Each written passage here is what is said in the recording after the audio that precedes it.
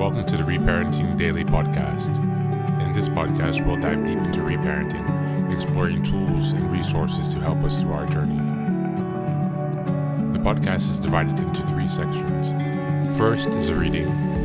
Second is a discussion of the reading followed by a journal prompt. And the last section is a peaceful meditation before closing.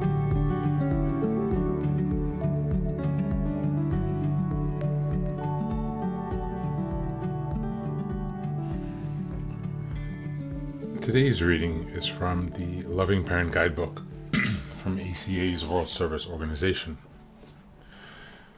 We're starting on page 157, chapter 15, Tuning into Your Inner Child. The Meditation Prayer.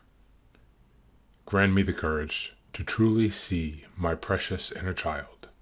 Help me regard my inner child with gentleness, humor, love, and respect.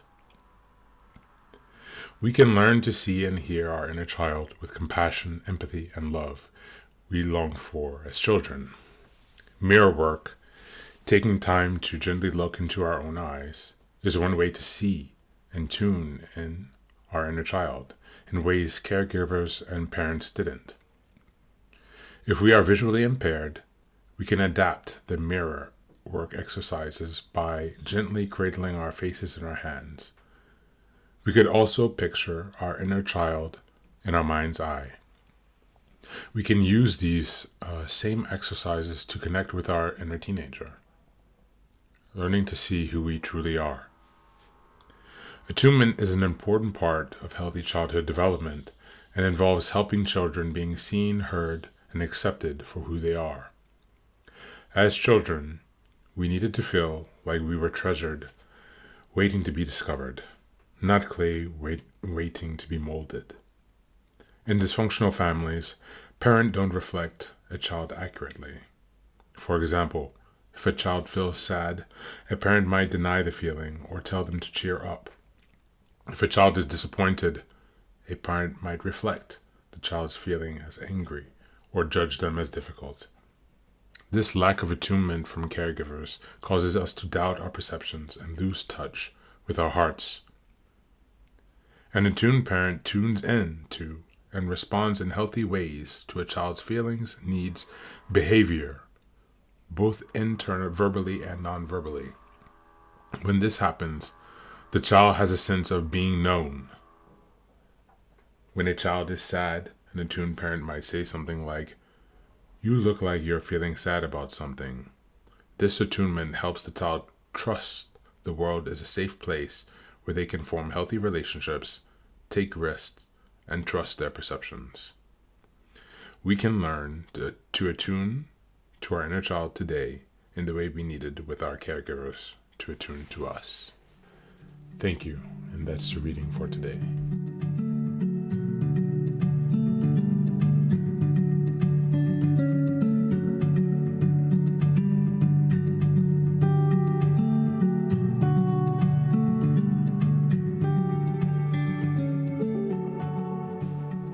Yes, this is another very sensitive and appropriately timed meeting, or reading, I would say. Learning to see who we truly are. How to see ourselves. We missed out on that reflection because of our dysfunctional family situations.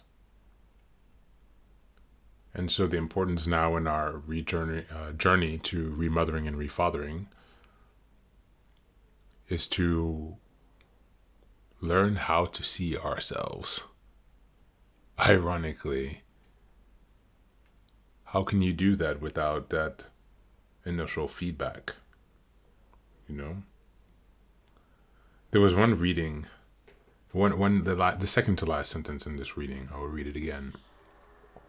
This attunement helps the child trust the world is a safe place where they can form healthy relationships, take risks, and trust their perceptions. Now, when I read, this attunement helps the child trust the world is a safe place where they can form healthy relationships. That struck me to my core. I'm struggling with this on a daily basis. I'm battling the thoughts that constantly tell me that this is an unsafe world and that there is no one here safe to connect to, and that there are no beneficial connections. This state of fear, this constant hypervigilance, this anxiety that someone is around the corner to steal from me, to humiliate me, to put me down, to attack me, is my reality.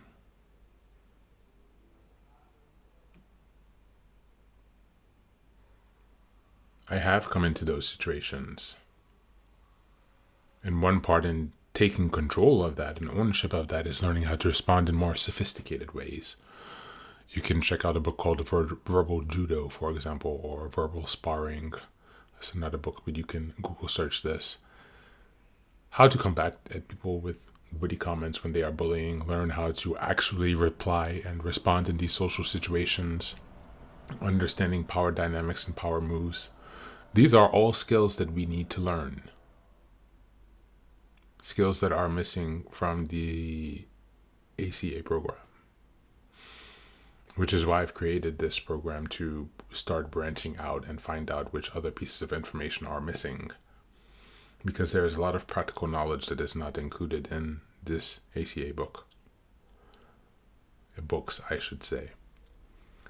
I'm operating from a paradigm of the real world, and in the real world, I've seen that I am receiving social aggression. Because of my trauma, I tend to freeze, and that encourages more. And so one of my ways to refather myself is to empower myself and teach myself how to respond to those situations. And this is talking about learning to see who you are. Why are we talking about this? Because in order to see who you are, you need good relationships. And in order to have good relationships, you need to have the stamina to continue meeting and confronting people. And when you are continuously or often attacked or assaulted verbally, you will generally lose your taste for people. So how can you maintain your liking for people, which you need in order to make friends, to develop your understanding of who you truly are? It's also important to learn to defend ourselves against those bullies and social aggressors. And to do it confidently. To believe that you have the power and authority to respond just as much as they believe they have the power and authority to put you down. We're empowering ourselves here today. We're refathering. And we don't have to tolerate any bullshit anymore. Thank you for being here, and be well.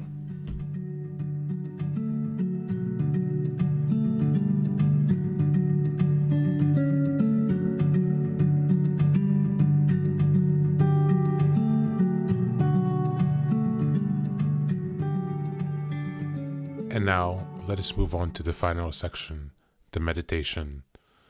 This is an unguided meditation. I will simply provide some music and you can take some time to relax. Please feel free to choose a location and a place where you feel safe and where you can be undisturbed for the next 10 minutes. You can choose to be sitting down, standing, as you like, wherever you are most comfortable. Thank you for being here and enjoy the meditation.